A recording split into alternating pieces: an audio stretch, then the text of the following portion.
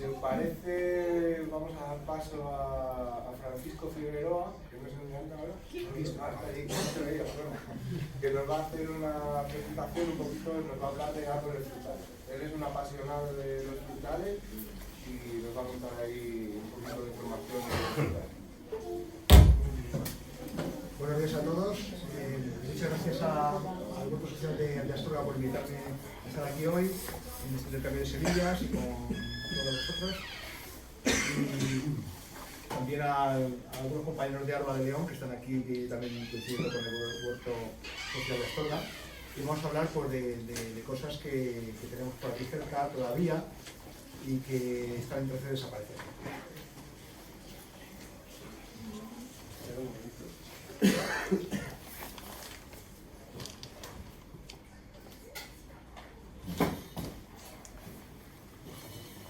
Igual apenas está... Vivimos un tiempo en el que, entre la diáspora que hubo en los años 60 del medio rural al medio urbano, que se sigue produciendo, estamos hablando mucho últimamente de la España vaciada, ¿no? España vaciada que se ve a veces promovida por macroinfraestructuras energéticas, sean eólicas, sean fotovoltaicas, que colonizan el territorio. Aunque todos queremos encender, darle al botón y se encienda la luz y queremos calentarnos en invierno, pero a veces hay una especie de divergencia entre el deseo que tenemos y las cosas que ocurren en el medio natural, ¿no? En nuestro medio rural. Estamos en una provincia en la que precisamente este tipo de cosas están causando impacto y está produciendo población como muchos otros lugares. Yo soy de Palencia, por cierto. Así que Palencia, pero con un abuelo que es de un pueblín, era de un pueblín de al lado de Sahagún, Leonés. Así que también estoy en tierra en este momento, con vosotros.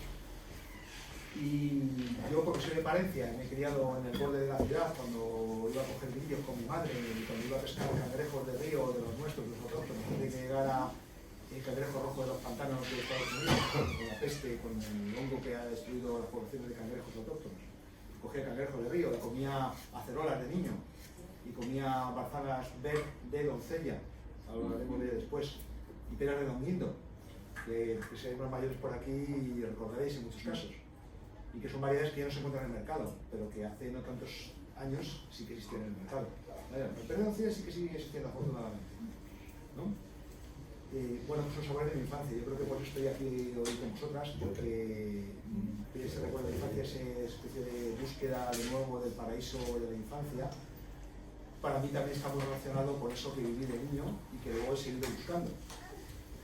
Es así que cuando tuve oportunidad, lo primero que planté en casa fueron acerolos. También fue un poco el deseo de mi padre, pero yo ya estaba con ello. Acerolos es una fruta muy de nuestra tierra, de León y de Palencia, y de toda Castilla.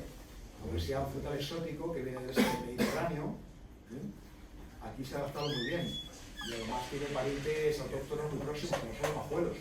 Los majuelos que dan esas majuelas pequeñitas rojas, que son bastante insípidas, aunque recientemente un amigo me trajo de viaje por Cádiz, me trajo el libro que encontró, que yo creo que son híbridos, que son del híbrido del Artereus siriaca, que se llama así, que es un híbrido de majuelo con acerolo. El acerolo, si lo conocéis, el Artereus acerolus, conocéis la mayoría de los que sois por aquí, y aquí en León hay mucho. Pues en sus sabores son unos frutales desconocidos o perdidos, que forman parte del paisaje castellano y leonés, por ende, hace no tanto tiempo.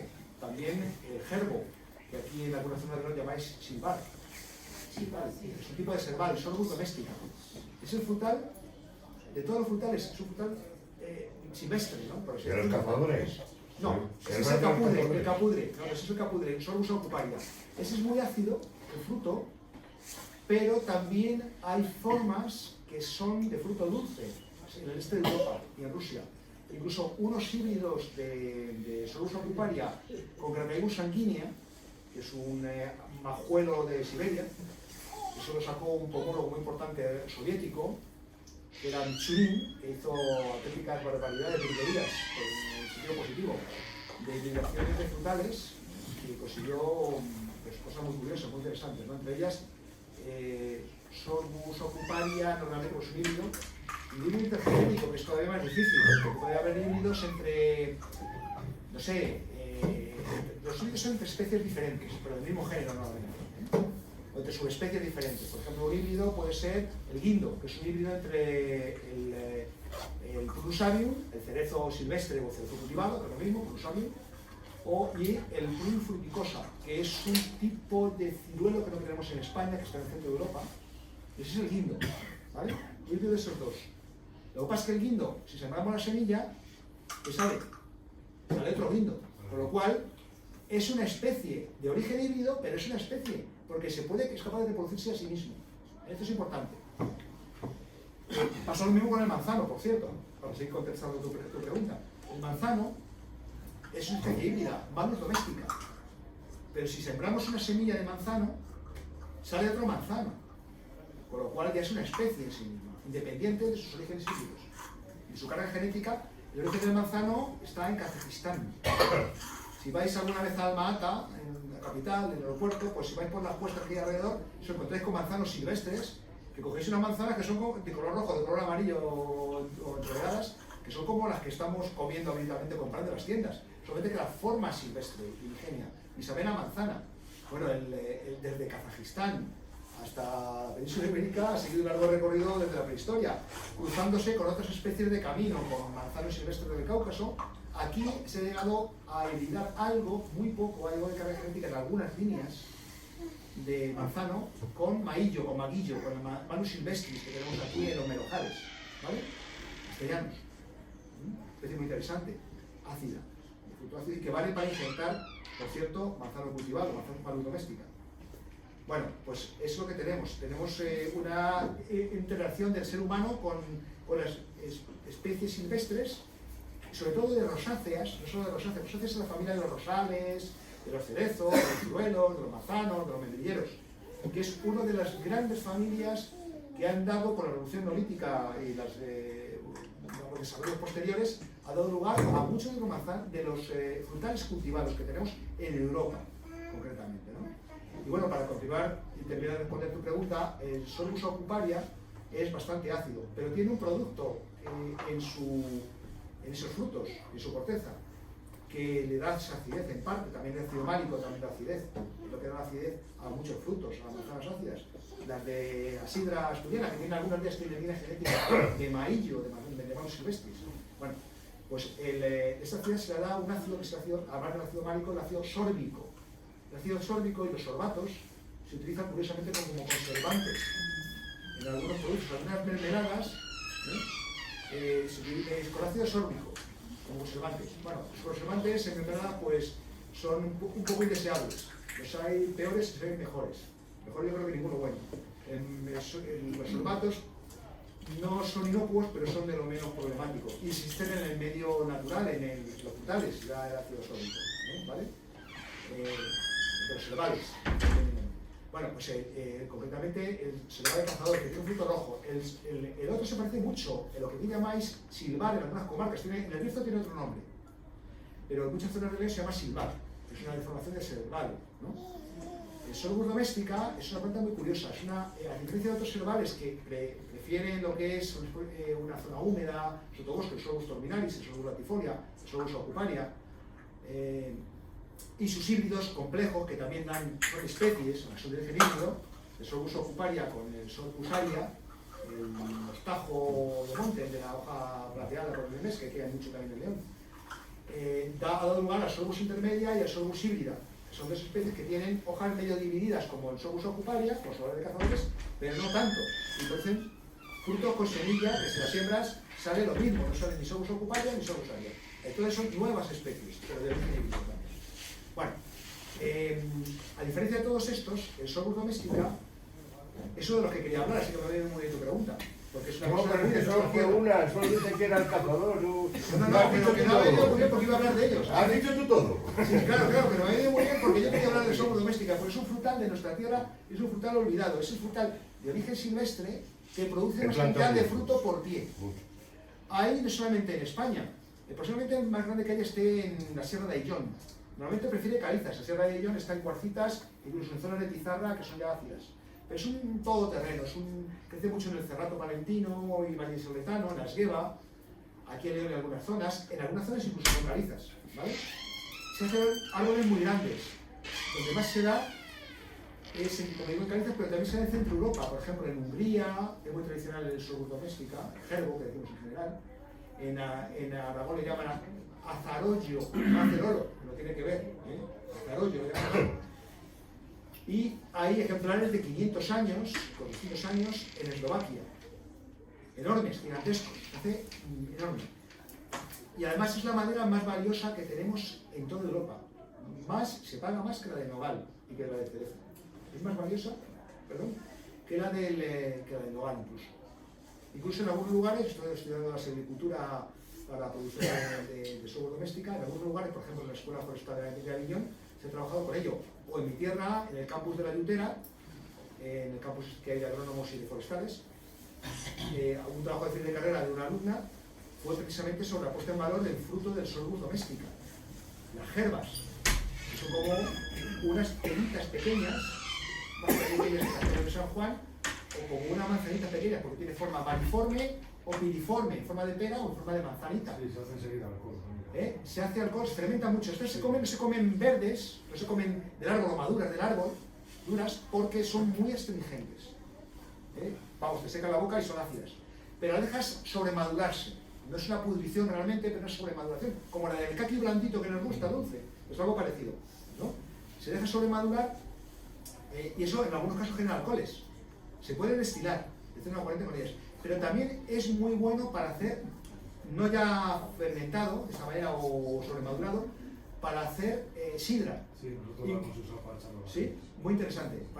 Incluso, no solamente puedes hacerse sidra del fruto en sí mismo, tienes que tener mucha gran cantidad, pero un buen árbol de gerbo te produce muchos kilos de jerbas. También para lo que acabas de decir, muy interesante, para afinar la sidra de manzana. Le añades un poco, igual que la fina. Que la que hay silvestre. Las maillas. Sí. También añadís vosotros maillas. Sí, claro, pues eso es una muy buena idea. Si no, no puedes. Es muy buena idea porque tienen las levaduras salvajes.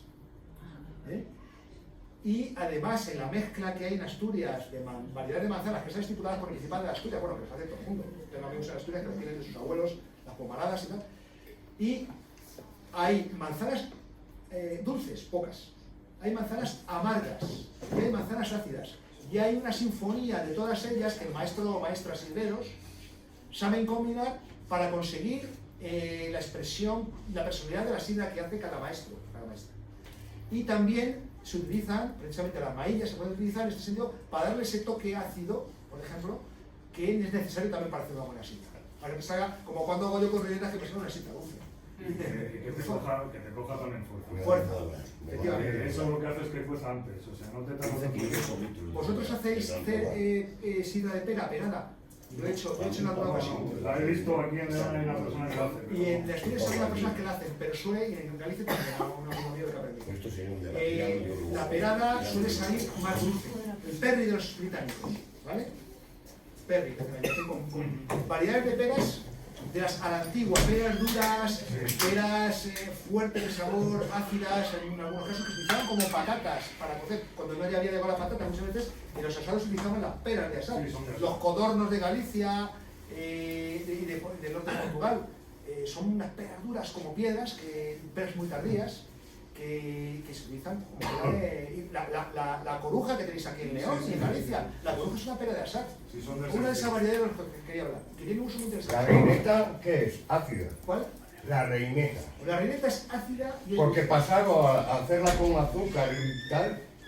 La reineta, que es un grupo, hay muchas reinetas, la tenemos como una manzana es dulce nuestra de también. toda la vida. Es dulce también, es una manzana nuestra de toda la vida. Pero no es nuestra de toda la vida, porque aquí nos llegó. Bueno, llegó, y también a Francia les llegó la manzana, aquí la típica del Bierzo. La reineta blanca que llaman del Canadá, no viene de Canadá, es un tipo de árbol. El árbol de reineta, que llaman el árbol de Canadá, es uno de los diferentes tipos de formas de manzano, de cuanto a forma, vigor y forma de fructificación.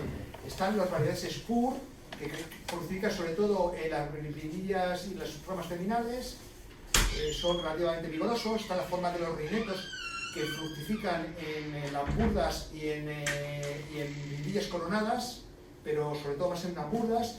Están los golden, como el golden delicious y otros, que fructifican más en lamburdas, en esos polones de fructificación, que en puntas.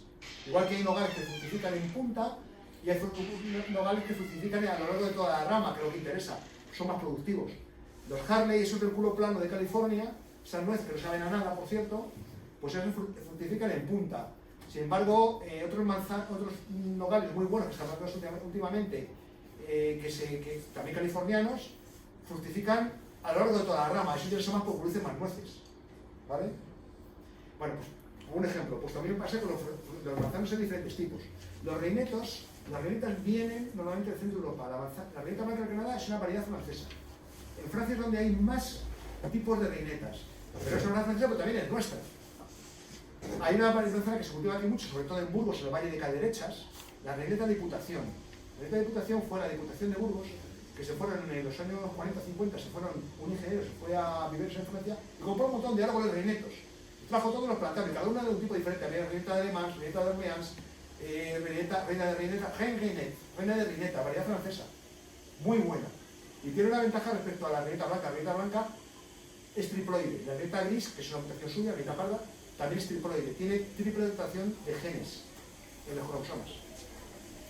Y normalmente es autoincompatible, o más o menos. No se poliniza a sí misma muy poco.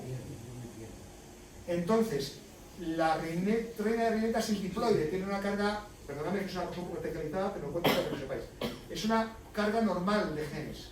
Y es una excelente polinizadora a todas las que florecen al mismo tiempo. Por ejemplo, a la reineta blanca de Canadá. Es más rica todavía que la reineta blanca, la típica de Cleberzo. Por aquí también se cultiva reina de reinetas. Y aunque se llame reinet, y digan en todas partes que viene de Francia, no, es una variedad flamenca de la Edad Media que se cultiva en Flandes, en Bélgica. En Holanda y en Alemania, ahí se llama Kronreinet, reineta de la corona. De reineta de la corona, Reinet, reina de las reinetas. En Inglaterra la llaman Queen of the Pippins. Queen of the Pippins, la reina de las Pippins, que son tipo de las reinetas que se sembraban en semilla, decían, pero bueno, no son en semilla, son injertadas. Como casi todo frutal bueno es injertado. Y digamos que esa es una excelente polinizadora. Y es una manzana excepcional, riquísima. Luego hay otras reinetas, hay muchas reinetas, ya os digo, es un grupo muy importante. Bueno, pues, sin embargo, también es nuestra, es una cosa ancestral, ya se ha convertido en algunas comarcas de España. Aquí en el Bierzo, la reineta del Bierzo es maravillosa, es un sitio donde coge una calidad excepcional. Se ha convertido en como la otra reina, la reina Claudia, la ciruela, le llamamos Claudias, son también un gran conjunto de variedades. Las reinas Claudias, un tipo de ciruelo europeo. La reina Claudia verde, que es la principal, aquella del pueblo de toda la vida de nuestros abuelos, pues esa viene también de Francia. Pero a Francia le llegó desde el Mar Negro, desde el Cáucaso, ¿vale? Y era la reina preferida, era la ciudad preferida de la primera esposa de Francisco I, rey de Francia, en el siglo XVI, perdón. La reina Claudia, la segunda esposa de honor, era la hermana de su enemigo, el Carlos V, que fue el rey de Portugal, y viuda se casó con el rey Francisco I. Pues la reina Claudia, tiene la reina Claudia verde, que es posiblemente la mejor ciruela que existe, la típica que también se cultiva aquí de toda la vida, esa verde pequeñita de agosto, con un color, una irisación medio amarillenta, medio violetada, y que es buena de la muerte, y que no es autoinfértil, autoincompatible, necesita un polinizador. Otra, si tienes un niso que llaman en Asturias, un nendrino mayor, un Prunus insipida cerca, es muy posible que la polinice, ¿vale? El ciruelo también, por cierto, es otra variedad de origen híbrido, los ciruelos cultivados europeos. Proceden de unas mezclas complejas de muchas plantas silvestres, entre ellos el endrino, contribuido en algunas de las líneas genéticas, las menos, contribuido más en el endrino mayor, el Prunus insipida, que es la fuente principal, pero también el mirabolán o mirobarano.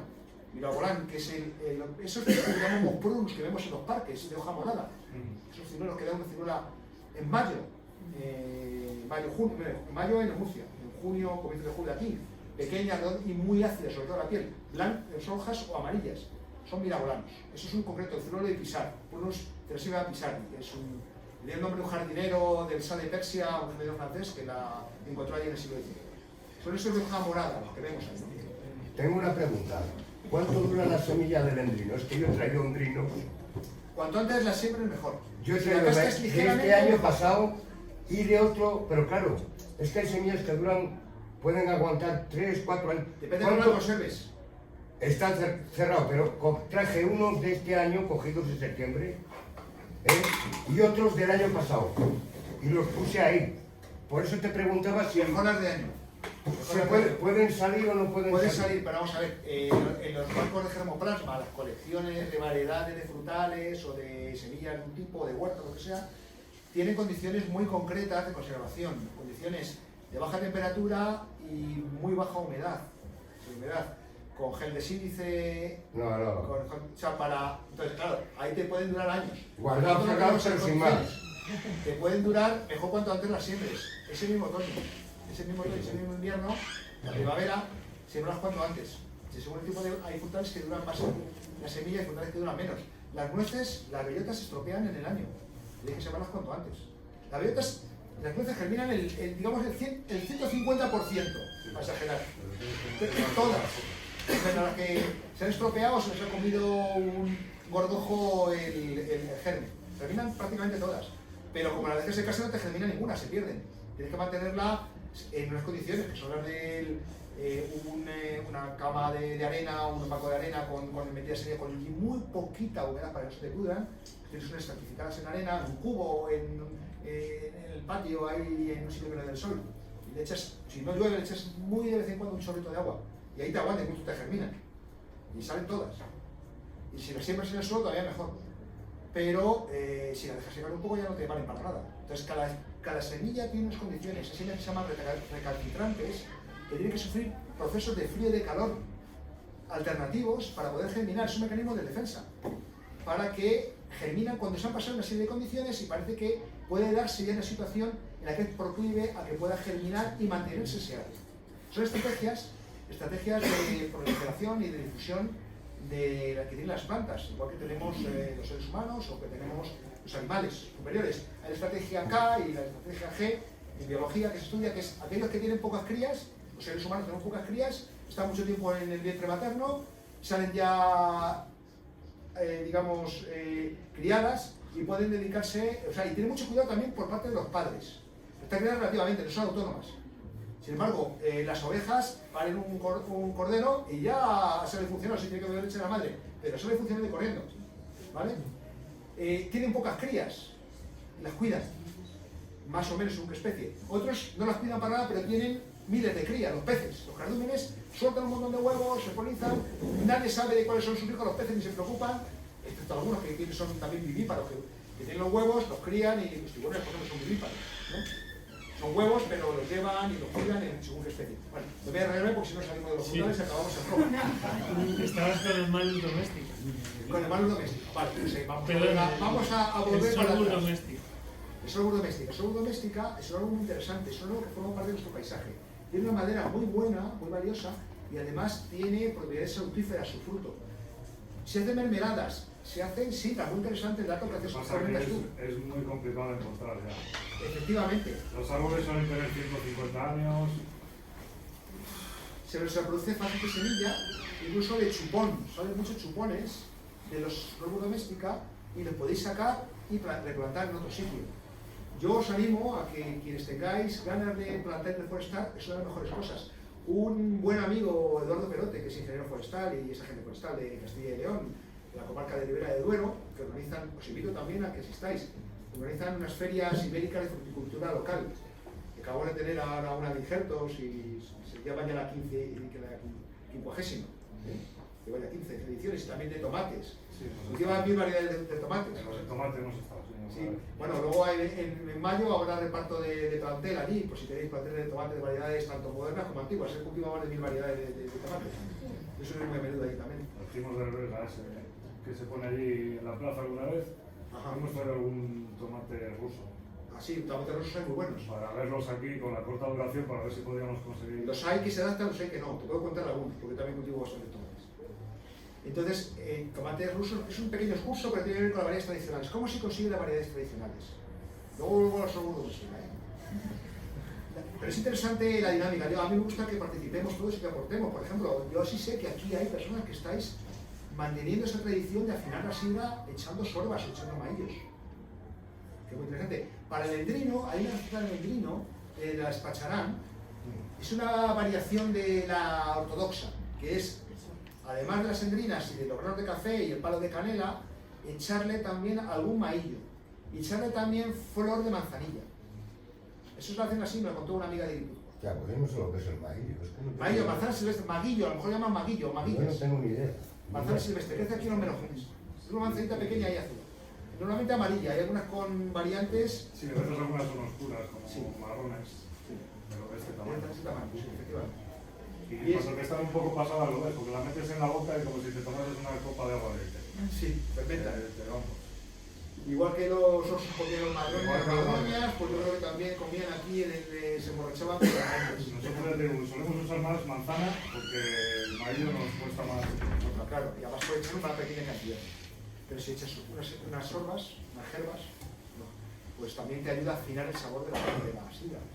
Es una práctica antigua que yo pensaba que ya no se hacía. No hay permiso Nosotros de la sidra con el que lo hacemos pues tiene ya 60 años, o sea, 80, 80 y tantos. fermentación espontánea. ¿no? Entonces el paisano sigue usando, la tienes que hacer como él la hacía. Que la hacéis en una barrica de castaño o en una damajuana, ¿o cómo lo hacéis? Van en una barrica luego de Jerez.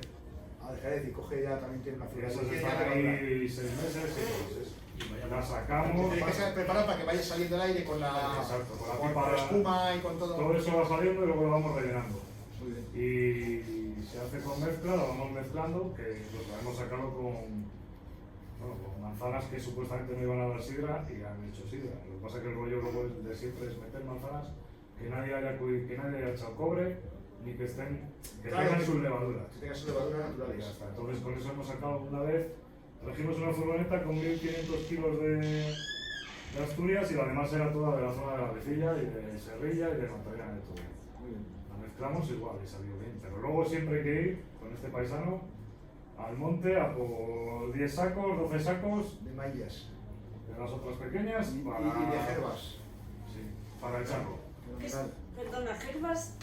Gerbos, comentabas el Sorbus domestica, es un árbol de la familia de los herbales. Ah, no, Posiblemente no es- conozcas no es el nombre de Silva. Silva es lo mismo que Silvar. Silvar. Lo he dicho antes, en muchas zonas de León se llama Silvar. El silbar. Sí, En la zona del Bierzo tiene algún otro nombre más de la lengua berciana, ¿no? O de la variante de la lengua leonesa, ¿no? Entonces es muy interesante esto que comentas y me alegro mucho. A mí me gusta la dinámica, o sea, intervenid por favor cuando queráis, porque todo esto enriquece y yo me he venido aquí a aprender también de vosotras. No, yo te diré, porque yo me dedico a podar frutales y eso, Podrás ayudar bastante a la huerta social con los frutales que hay. es que esta vez no he podido traer, solo he podido traer de monte y algún castaño de algún lugar. Pero alguna vez Lo traigo. que hemos estado ahí afuera. Muy bien. Alguna vez traigo de, pues eso, por ejemplo, hemos encontrado manzana de esta roja, la que decías antes, esta de Bierzo, ¿cómo se llama? Reneta roja, Reneta roja. se cultiva mucho en Asturias, también procede de Francia, reneta roja de Canadá, también es un tipo de árbol. Esta reneta parda o reneta de Nis, que es la que se, es una mutación de la reneta Esa blanca. reneta roja tú la dejas y no hace falta guardarla, tú solamente vas al árbol durante todo el invierno y la vas a coger. Te estoy hablando de menos 8 grados, menos 6, menos 7, menos 9. Y tú las tienes hasta hace un mes. No hay que confundirla con la reneta encarnada, que es Ya, una ya. reneta que se cultiva también en Asturias, otra variedad de las renetas, esa sí que es muy de aquí, Asturias en concreto. Y de País Vasco, porque hay una variante que es prácticamente idéntica. Y tiene una forma un poco más troncocónica, no es tan achatada como la típica forma de la reineta blanca, es un poco achatada, más o menos, ¿no? Hay algunas que son tan achatadas, ¿no? Y la reina de reinetas son menos achatadas, menos plana, ¿no? La reneta roja es bastante achatada relativamente comparativamente. Eso te digo, a mí me gusta por eso, porque no hay que guardarla. O sea, tú puedes cogerla del árbol y está todo bien. Está fenomenal. Bueno, pues esas cosas que tenemos en las variedades antiguas que a lo mejor no tenemos en las modernas, que algunas de esas variedades modernas no nos aguantan tanto tiempo. Y vienen de almacenes a temperaturas controladas, con agua controlada, que muchas veces lo que hacen es quitarle el sabor. Como pasa con los tomates, un tomate lo metes en el frigorífico y le matas el sabor por completo. En algunos casos, según la variedad, la puedes regenerar, teniéndola fuera luego un tiempo, ¿no? De consumirlo un día, 2 días, puedes regenerar algo de sabor, pero normalmente el buen tomate de huerta, bien cultivado, sobre todo si no se le echa mucha agua, que la agua china le quita sabor, y la mala costumbre desde el comienzo, los tomates hay que regalar lo menos posible, dentro de lo que necesiten. Entonces coge mucho más sabor, dentro de lo que es la variedad. Bueno, pues esas cosas que estamos hablando, de los frutales silvestres, en algunos casos de ancestral, que ya se están perdiendo, los acerolos que hemos comentado antes. Hay otro de esta línea, que conoceréis, si conocen la sombra doméstica, conoceréis también el Spirus germanica, que es el níspero autóctono. Pero autóctono no, el níspero europeo, porque no es autóctono de España, de la península ibérica no es autóctono, aunque se cultiva residualmente.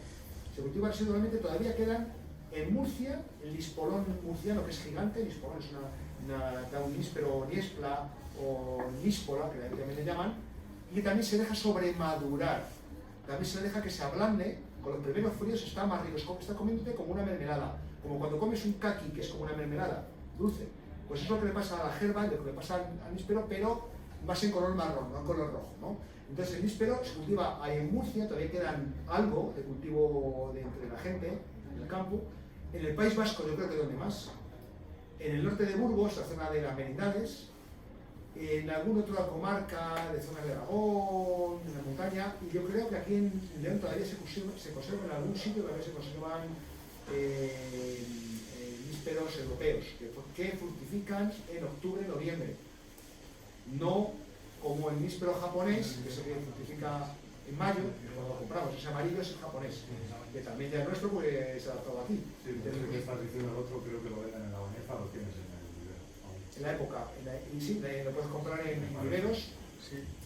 Por ejemplo, si queréis comprar buenos sombra doméstica, aquí en algún vivero habrá, pero también podéis ir a Vivero Fuente Amarga, en el Cerrato Vallisoletano, en Cabezón de Pisuerga, que tienen precisamente de León, tienen seleccionado algunas líneas genéticas de aquí de la montaña de León, que dan bastante buenos gerbos como árbol para cultivar. Las gerbas no sé qué tal serán. Yo tengo varios gerbos en casa y tengo uno alemán que da una gerba gigante, que es de grande como un perillo de San Juan, y que son todas esas variedades antiguas. Bueno, pues ¿qué importancia tienen? Vamos a ver ahora esta variedad que tenemos de manzanas tradicionales. Esto es un cartel de Piñel de abajo, de estos amigos de la Asociación del Prado de Lullas, pues que es una asociación un poco parecida a lo mejor a la del huerto social que tenéis aquí, ¿vale? Y que hacen eso que tú conoces. Os invito a que existáis. Fenomenal. No solamente para lo de los tomates, sino para a lo mejor la de las cerezas, que tiene ahí una variedad. Es un valle en la Ribera de Duero, al lado de Pesquera, que es uno de los mejores pueblos de vinos de la Ribera de Duero, ¿no? Y que tiene unos valles muy curiosos, con unos microclimas, en donde hay muchas acerolas, donde conservan perales antiguos, se conservan manzanos antiguos, y donde tienen cerezas corazón de pichón, que es una variedad antigua bicolor, o tienen otras cerezas blancas, que atraen menos blancas, más bien amarillas que blancas, pero se llaman blancas, que atraen mucho menos a los pájaros, con lo cual puedes cosechar más que de las rojas, y otras rojas también, ¿no? Y hacen también la feria de la cereza en junio. O junio, comienzos de junio, porque es. Ahí hacen varias cosas y es que no me acuerdo. Bueno, pues pillan casi todo el año haciendo cosas. Pues si lo podéis ver, Prado de Lullas y Piñel de abajo, ferias y demás, y por ahí tienen un blog y tienen también un Facebook, así que lo podéis encontrar. Si llamas al pelote, es Bueno, simpático. Sí, es un tipo fantástico, que además está reforestando en esas calizas, con yesos, está reforestando con sombra doméstica, entre otras muchas cosas. Sombra doméstica, pero que es el territorio natural, en la zona del Cerrato, la Sierra, etc. Bueno, vamos a seguir viendo. Bueno, aquí tenemos una de estas, perdón, se me dio para atrás, una de esas conjuntos de variedades antiguas de manzanas. Como por ejemplo, yo no sé si aquí conserváis en la comarca de la Maragatería, o en el Bierzo, o en otras zonas de León, en la Vega del Órbigo y todo esto, o en Tierra de Campos, conserváis lo que es la camuesa, la antigua manzana camuesa, la camuesa castellana. Era la manzana preferida de Felipe II. Y era de las pocas manzanas que ha hecho fortuna, las pocas manzanas españolas que ha hecho fortuna fuera de España. Camuesa. ¿Con B? Camuesa con M. Con M. Sí. Hay diferentes líneas genéticas que no tienen nada que ver unas con otras. ¿Vale? Aquí tenemos dos camuesas. Esta de acá y esta de acá, que no parece lo mismo. Esta de la izquierda es una camuesa de la Sierra Norte de Madrid, lo que antes se llamaba la Sierra Pobre, la zona de Pradena del Rincón, la zona de la Iruela, Montejo de la Sierra. ¿Vale? Esta otra de aquí de la derecha sería, ahí se me ha ido para atrás, ¿verdad? sería una camosa del Llobregat. En la comarca del Llobregat hay una serie de manzanas. Se me va ahora. También antiguas, muy interesantes, de ciruelos. De ciruelos hay un ciruelo que llaman llevador, y en realidad es un mirabolano, de esos que os decía el Prunus cerasífera, que son los mismos que tenemos en la variedad de Pisardi, que aparecen dos parques de hoja morada. Hay formas que no son tan ácidas del fruto, que están domesticadas en ese sentido, puesto que producen un fruto menos ácido, más comestible, que madura tempranamente. En Cataluña les llaman la comarca del Llobregat, es una buena comarca también, donde tienen incluso, digamos, colecciones de frutales antiguos que han sabido conservar. Le llaman llevador. En Murcia también existen este tipo de mirabolanos de fruto más comestible, que es lo que llaman ciruelas malleras. Y la gente se cree que son ciruelas.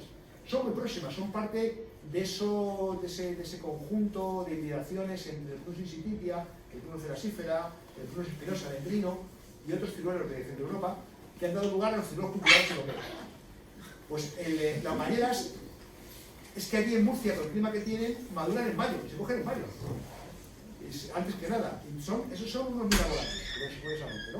Bueno, pues la camosa de Llobregat, la camoesa de Galicia y de Portugal, que son diferentes, hay varias camoesas, algunas que no son excesivamente notables el sabor, pero otras que sí lo son, del sur de Galicia, y en Portugal también hay otras camoesas que son diferentes. Y las camoesas, tenemos varias camoesas. Aquí tenemos abajo a la izquierda un morro de liebre, es otra manzana antigua. Morro de liebre hay dos tipos, ¿vale? Unas que son como muy afiladas, muy alargadas, que tienen como fruncido la fosa cranicinal, que se llama técnicamente, que es esa parte donde acaba la manzana, que como muy unida y muy remetida, y parece el morro de una liebre, pues se llama así. Hay otras que son simplemente troncocónicas y también se llaman morro de liebre, son dos grupos diferentes. Que conozcas solo el árbol cerca de esa de morro de liebre. Hay algunos que les gusta mucho, que son manzanas muy dulces. Lo que pasa es que es un huerto que puede tener 200 años. Son manzanas que se tienen un poco lo que llaman algunos peros. Los peros son manzanas que tienen una forma alargada, una forma incluso atonelada, que suelen ser verdosas, suelen ser duras y que acaban desarrollando el aroma después de un tiempo de guarda. Son buenas manzanas de mucha guarda, pueden aguantar muchos meses. Guardarlas, igual que las peras grandes. Exactamente. Entonces, esas son unas variedades que hemos perdido y que se conservan en algunas zonas. En Galicia se conserva el morro de liebre. En Cataluña también hay morros de liebre. Hay una otra manzana que es la manzana del ciri. El ciri es del de la vela, del cirio, que tiene forma alargada y por eso se llama el ciri. Hay ciri vermell y ciri grog, ciri amarillo y ciri rojo. En Valencia también hay manzanas de ciri y hay las manzanas que llaman manzana perelló, que no es del perelló del tomate del perelló al lado de la albufera, es que es una manzana que tiene forma también, es un pero en el fondo, ¿no? El pero de Ronda, un pero que se vendía en Madrid a comienzos del siglo XX, mandaban cantidades ingentes. Prácticamente se ha perdido. Hay una asociación local de ahí de Ronda que está recuperando el pero de Ronda. Es un sabor exquisito. El que más conoceréis, que hablaréis porque hay aquí en León, es el pero mingano, que es de Asturias, también se cultiva algo en Cantabria y algo en Lugo, ¿vale? Y en Galicia. Pero procede de Asturias, se llama pero mingán porque era un pero que se exportaba a Birmingham. Y ahí viene el nombre de pero mingano. Curioso, ¿no? Bueno, manzanas... En el pueblo donde nací yo había un morro de liebre, cuando lo has dicho, ¿Sí? desapareció, pero había Es una pena. y no hacía, no se conocían los tratamientos y había muchas manzanas. Claro, manzanas rústicas, es parte del patrimonio que tenemos, es ese. Pequeña. Que son manzanas... Sí, Estoy contigo. Me gustaría conseguirlas otra vez. Pues conozco algún vivero donde puedes conseguir. Luego te digo. Bueno, lo cuento ya, para que si esto queda grabado. Vale. Los mejores viveros de variedades autóctonas de frutales, no los conozco todos, pero yo conozco y son la mayoría amigos.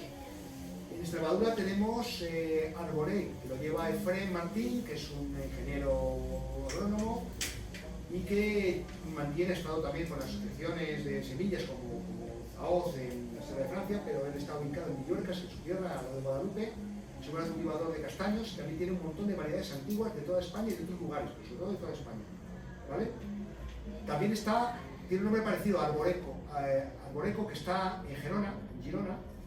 Allí Marco, que es un italiano afincado en Gerona, tiene una serie de variedades, tanto italianas como francesas como catalanas antiguas, muy interesantes. Entre ellas tiene esta Camosa del Llobregat. También en Galicia, en la comarca de Leume, está Ramiro, que es otro ingeniero agrícola, que tiene un vivero que se llama Opomariño. Opomariño. Allí está en un pueblo que está entre Pontedeume y Aspontes de García Rodríguez, que es Acapela, las Feres. Acapela, ahí tiene un vivero y es el gran experto en manzanas tradicionales gallegas. ¿Vale? Tenéis ahí un montón de variedades.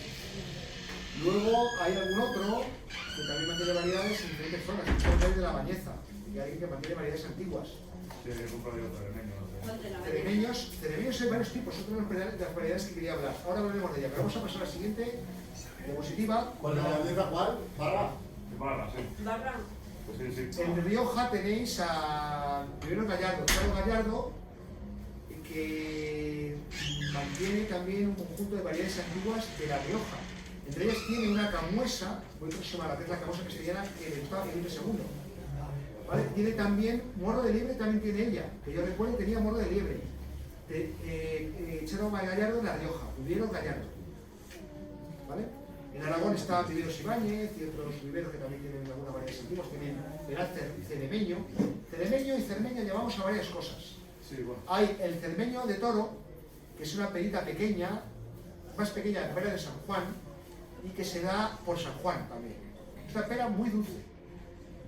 Están también los de Aragón, que son de ese estilo, que hay varios tipos diferentes. Están las peras de Abugo, que también son unas peritas pequeñitas también. Es prácticamente lo mismo que un cermeño. Están las peras de Ciento en Boca, porque salen en racimos muy pequeñitas, un montón de ellas. Están los pereteros de Murcia, que es la curiosa domesticación de un peral del norte de África. El Pirus cosoni o Pirus languipes de Túnez. Domesticado, consiguieron sacar unas peritas pequeñas, muy dulces. Y luego ese además se ha hibridado y ha dado lugar a otros pereteros. Están los pereteros de Amarilla. Hay un vivero, también muy interesante, dedicado a variedades antiguas de Murcia. Murcia es un gran tesoro de variedades de cítricos antiquísimos y de algunos frutales que se han perdido. Claro, es que se habla de níspero, que es del centro de Europa y que se da sobre todo en España, se da sobre todo en el País Vasco. Y en Rioja, y en así, también en Murcia. ¿Vale? En Castellón también hay. En Castellón también hay. En Valencia sé que había, en Castellón también lo hay. Fenomenal. Te agradezco la información. Bueno, entonces estas peretas son riquísimas, son dulces y son también de comienzo del verano. Está otros que llaman también cermeños, sermeñas, conejos, que llaman a veces, según comarca. En Extremadura hay unas que son ya de julio y que son un poco más grandes, ya no son tan pequeñas. Son también muy interesantes, son ya unos perucos, unos perillos, Sí, eso se plantaba. pero posteriores a los de San Juan. Donde había viñas.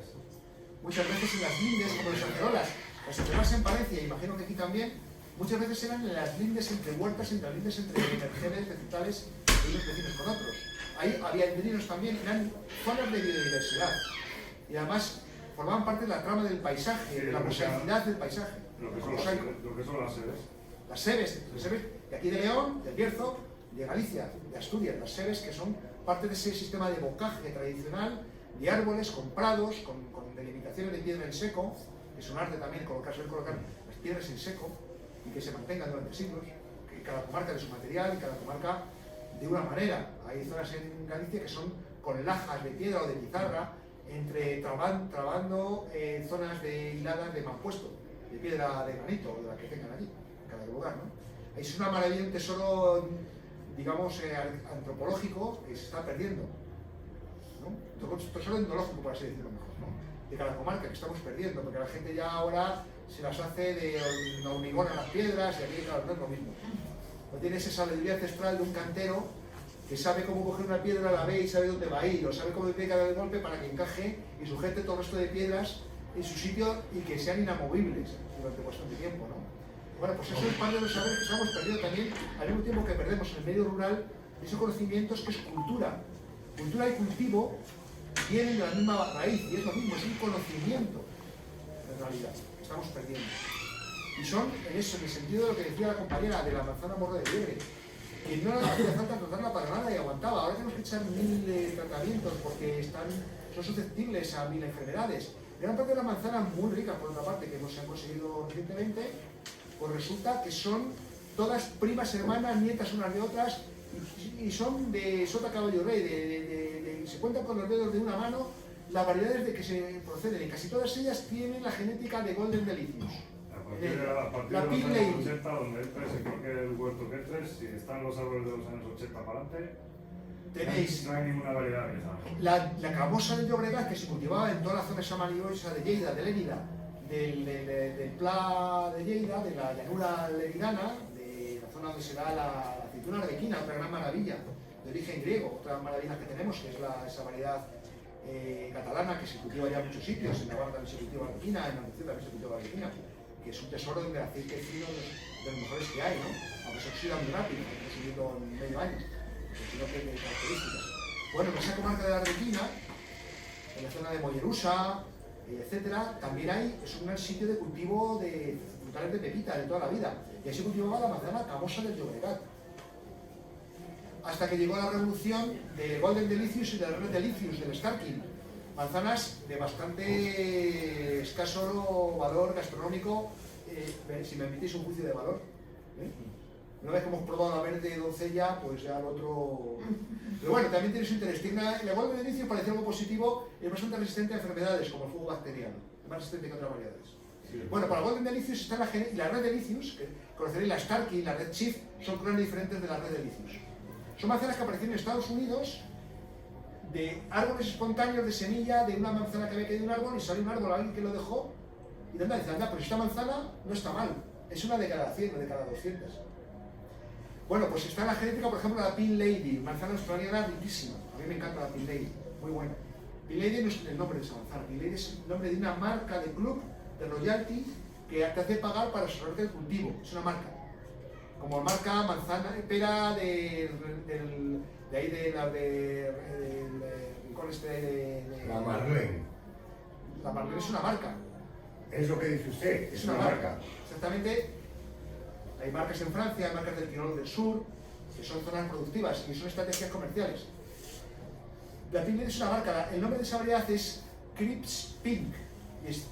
Debe el nombre de Robert Cripps, que era un cotopés, que era un ingeniero, pomólogo, que cruzó un montón de cruces, y plantó miles de semillas de un cruce entre Lady Williams, que es una manzana australiana, de origen británico, y de Golden Delicious, estadounidense. Cruzó un montón, y salieron un montón de manzanos, la mayoría no daban para nada, eran manzanas malas, poco productivas, pequeñas y ácidas. Lo que tiene el manzano de semilla es que vuelve hacia las formas silvestres, quiere recuperar la forma silvestre, y no saca eso que nos interesa. Pero el afortunado de cada muchos cientos, pues da una manzana interesante. Y Robert Cripps seleccionó el Cripps Red, que es muy buena, no la conocemos, y el Cripps Pink. Cripps Pink es lo que llamamos Pink Lady cuando se cultivan con ese club, ¿no? Bueno, pues eso tiene una manzana propiamente australiana también, las lígulas, y tiene Golden Delicious. Pero es que Golden Delicious tenemos casi todas las que hay, que vemos en el mercado modernas. Son todas Golden Delicious y algunas tienen varias veces Golden Delicious en su genética. La abuela era un cruce la tatarabuela era un cruce de, yo que sé, con Golden Delicious. La hija de esa tatarabuela era otro cruce de, no sé, de eso mismo con otra de Golden Delicious. La otra, esa tuvo un cruce con otra que era la otra manzana, por ahí. Vale, saca otra línea diferente, pero esa la vuelve a cruzar con Golden Delicious y saca la no sé qué. Y entonces, al final, tienes el Golden Delicious y la Red Delicious y la McIntosh y una manzana excepcional que es la Cox Orange Pippin, una de las mejores manzanas que existen, una manzana muy rica británica. Son prácticamente esas 5 variedades, son las variedades que más se utilizan para obtener una variedad. Hay un embudo genético, como llegue un hongo o llegue un bicho o una plaga que ataque a algo de eso, acaba con todo, como nos pasó como con los negrillos, con los hongos. ¿Cuánta diversidad puede tener cada variedad? ¿Salen siempre de una misma zona? ¿Son... ¿A qué te refieres? ¿Puedes repetir cuenta? Que si son muy diversas las variedades o hay mucha endogamia entre ellas. En lo moderno hay mucha endogamia, en lo antiguo no, o no tanto. O sea, hay más linajes de las variedades antiguas que las modernas. Fijaos, habéis oído hablar de alguno de la figura de Johnny Apple, de Juan Manzanas, en Estados Unidos. Hay unos cuantos Juan Manzanas. En la conquista del oeste, usurpando, por cierto, a los terrenos de los nativos americanos, norteamericanos, los indios, y también usurpando terrenos que ya eran españoles, en otros casos, y donde los indios estaban completamente integrados, eso hay que decirlo, es cierto, aunque ha habido una colonización española cruenta, también ha habido sitios donde se refugiaban. Jerónimo era católico y hablaba castellano, el indio Jerónimo, el enemigo de los yanquis, ¿no?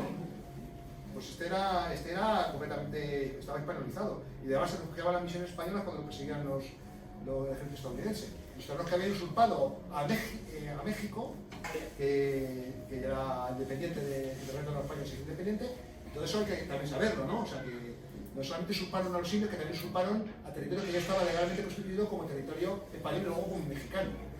Toda California, Arizona, Nuevo México, Texas, pues era territorio que era de México, o usurpado, no solamente a los indios. Bueno, pues el caso es que todos los colonos que iban en el siglo XIX para el oeste, pues querían plantar frutales. No había frutales, no había abastecimiento de frutales. Entonces llevaban manzanas, llevaban peras y las sembraban. Y decían, mira, si no vale para dar manzana, pues ya valdrá para hacer sidra. Sidra llaman cider, llaman al zumo de manzana. Y hard cider a la sidra fermentada, con alcohol, ¿vale? Yo vivo en Estados Unidos, por cierto, no tengo nada contra tuve hasta una parte, así que tampoco tengo nada contra Estados Unidos, tengo que decirlo públicamente porque me parece que he hecho una crítica y no es así. Tiene, como todas las sociedades, tiene sus cosas muy positivas y sus cosas no tan positivas como la nuestra también. Bueno, volviendo a lo que nos ocupa, esos Juan Manzanas consiguieron una gran proliferación de variedades nuevas. Muchas no valían para nada, pero otras sí que consiguieron muchas manzanas. Estados Unidos, curiosamente, ha sido el país del mundo que ha tenido más variabilidad genética en el mundo de las manzanas y de las peras, hasta hace 4 días. Eso ha desaparecido hace ya unas décadas. Yo creo que la Revolución Verde es la que ha dado al pairo con todo esto. A lo que ha acabado con toda esta biodiversidad genética ha sido la mal entendida Revolución Verde. O sea, los cultivos industrializados, intensivos, arrasando el campo para cultivos monocultivos de gran extensión, los desiertos verdes que se llaman, y que han dado todo eso que hemos sufrido aquí en Castilla y León, de la concentración parcelaria. Claro, había alguna gente que me decía, mira, que tú tienes que haber vivido cuando aquí teníamos una finca de un cerrado, depende de la zona de Galicia, puede ser de 100 y pico metros cuadrados a 600 y pico metros cuadrados, un cerrado, es una comarca, ¿vale? Un cerrado, y tengo aquí un trozo de un cerrado, otro que es medio mío, medio de un primo, luego tengo otro trozo ahí arriba, otro que me coge, que la mitad del cerrado, o de 4 cerrados que tengo, está un trozo que está en cuesta.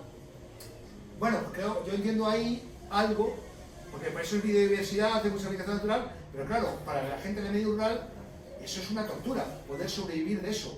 Y también hay que pensar y buscar el equilibrio entre la conservación de la gente del medio rural, que son quienes conservan el medio rural, realmente, la gente y la biodiversidad de la naturaleza, son quienes lo conservan. Tenemos que encontrar un equilibrio entre eso, la viabilidad económica del medio rural, entre eso y lo otro, el otro extremo, que es la destrucción por completo del paisaje con la concentración parcelaria. Isaac Moreno Gallo, que es un ingeniero de obras públicas burgalés, que ha estado recuperando un montón de calzadas romanas en Castilla y León, en Aragón y en otros sitios, muestra continuamente cómo muchas calzadas que estaban en perfecto estado se han destruido muy recientemente por la concentración parcelaria y se han arado por completo. Ese patrimonio cultural de las calzadas romanas lo hemos perdido. Y también hemos perdido con la concentración parcelaria, en muchos casos posiblemente necesaria, pero mal hecha porque solamente había una visión. Habría que tener una visión multifuncional de todo el paisaje y de todas las cosas. Intentar mantener seres, intentar mantener formas ancestrales que hoy queremos recuperar con formas modernas, que son la permacultura, pero que en el fondo son cosas que ya teníamos aquí en el medio natural, de la adaptación de la gente a su entorno. No quiero hacer tampoco un discurso del buen salvaje, como la gente del medio rural, como el buen salvaje, que se va a hacer todo bien. No, no. La gente del medio rural ha habido de todo tipo de comportamientos. Porque había gente que quemaba el monte para conseguir prados. Si el entorno entra, se corta algo. También eso. Pero eso es más de la gente que son descendientes, que eso no lo hubiera hecho jamás su bisabuelo. Hay gente que se cree que ahora, que saben, porque son del medio rural, y lo que quieren es tener el tractor más grande y presumir lo que más, y condicionar el cultivo de semilla la más estándar posible. Entonces, no toda la gente del medio rural es gente que sepa por ser del medio rural. No sé si me explico. Sí, no, si te Hay gente que sabe que mantiene las condiciones ancestrales, que también se pueden modernizar. No hay que mantenerse en una situación idealista, prístina, del buen salvaje en el pasado. Eso no existe. Estamos viviendo el mundo que vivimos, tenemos internet, tenemos un montón de cosas. Tenemos que coger lo mejor del mundo pasado, lo mejor del mundo presente para hacer viable el medio rural.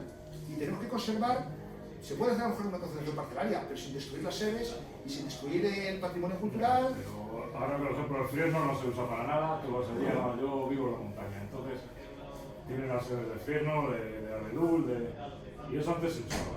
Ahora ya no se usa, ellos llegan, no lo quieren ni para quemar. O sea, ya están a la y dice, a ver si se secan.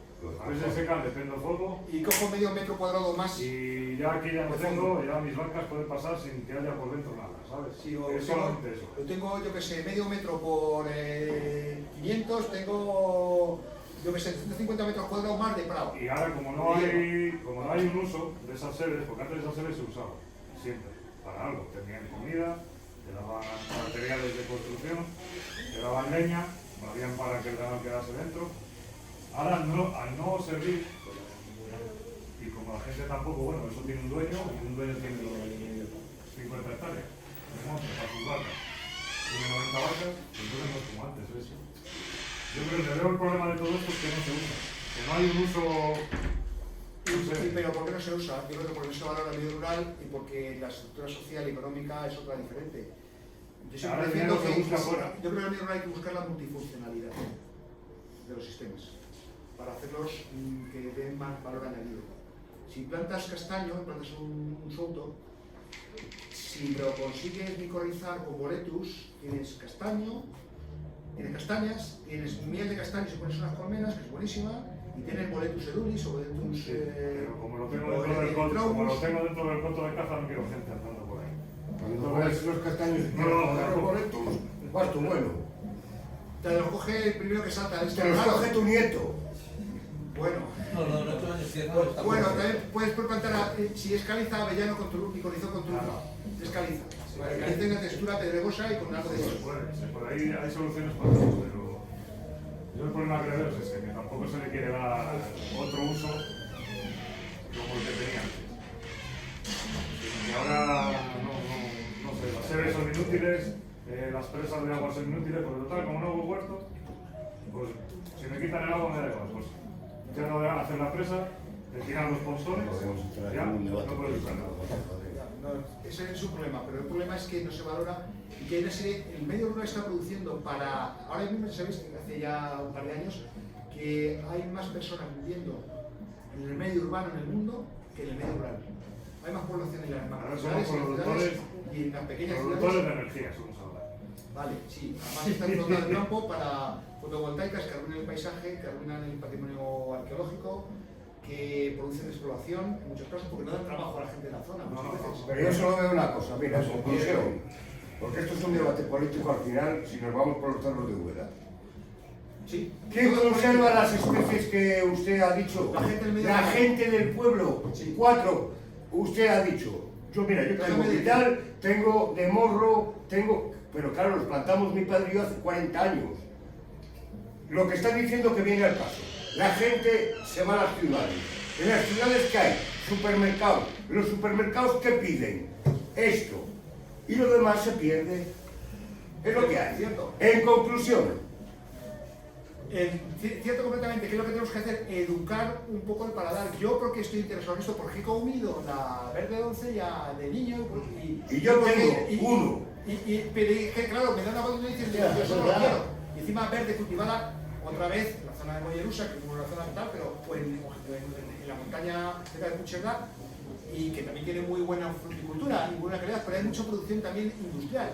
Entonces, o de las que nos vienen del Estirón del Sur, y dices, bueno, pues es que esto no sabe a nada, que me den una verde doncella de las de aquellas que recuerdo, porque claro, esa cultura no la tenemos, tú la tienes porque lo plantó tu padre. No, los planté yo y mi padre y mi hermano. Y tienes esa cultura. Entonces, pero la de doncella que yo tengo es así, ¿eh? Sí, sí. Es así. Hay clones más grandes. Bueno, pero yo no sé si es clon o no clon. La que tengo yo también es clones modernos que se han seleccionado y que son un poco más grandes, la verdad. Pero a mí no me importa comprar una verde doncella pequeña, lo que quiero es el sabor. Ya. Y si está helada, mejor todavía. La que helada es esa característica que tiene algunas manzanas. Le comento, La le verde comento. doncella, sí, un momentito, pero déjame que lo cuente. La verde doncella y la Emperiega del Muz, y pasa alguna golden también, es que como que se vitrifica por dentro, y parece que se hubiera congelado. No se ha congelado. Es una que tiene mucho azúcar y precipita las células, precipita ese azúcar y queda como translúcida. Cristalizada. Cristalizada o helada, le llama la gente. Vitrescencia se llama técnicamente, vitrescencia. Esas en Francia las quitan de circulación, se considera un defecto. En el Demuz, en el Rincón de Demuz, que es un exclave de Valencia, en Teruel, en la montaña, tienen esa variedad de esperiega. Esperiega es una variedad más antigua que había en otras zonas de la península ibérica. Y en Asturias se llama esperiega a la reineta gris, la reineta blanca. Se llama esperiega, pero no la esperiega de Muz. Esperiega de Muz, que existe en otras zonas, se paga más la que tiene vitrescencia. Tiene un sabor más dulce y más intensificado. Se paga más cara.